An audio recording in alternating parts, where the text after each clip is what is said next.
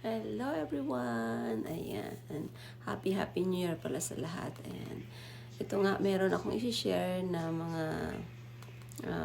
i-unbox ko ng mga regalo na hindi ko na buksan nung Pasko at New Year kasi busy nga sa work. Ayan. Ngayon ay Saturday. Happy weekend guys. Ayan. Mag-unboxing ako ng aking mga gift na hindi ko nabuksan. Ayan. Meron ako dito. Ayan. Actually, yung iba, inano ko na yung inunwrap ko na. Kasi during Christmas party, binuksan na. Pero hindi ko pa siya actually talaga na ano lahat. So, ayan. Meron ako dito. First regalo na i-open natin. Ang cute. Ano siya? Twisted peppermint hand gel. Ayan. Sanitizer.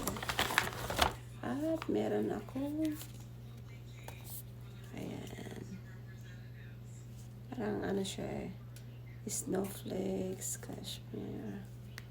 Parang ano siya pang ano.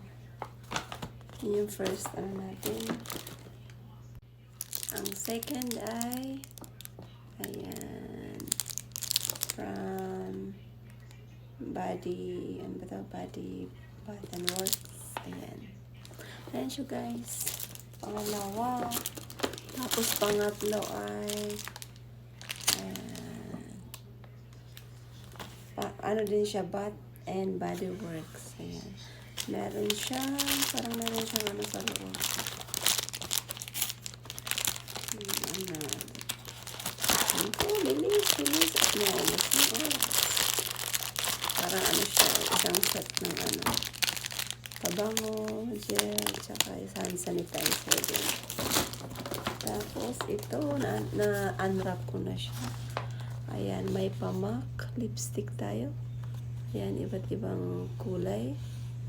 Red, syempre favorite ko yan.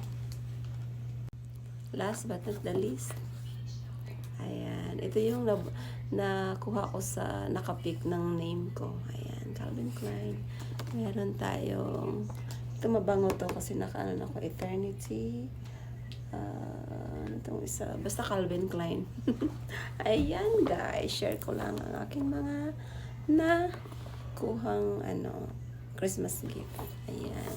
At hindi ko pa siya na-try na buksan. Super like ko siya. Ayan, Eternity's Obsession. At ito talaga ang cute ng ano.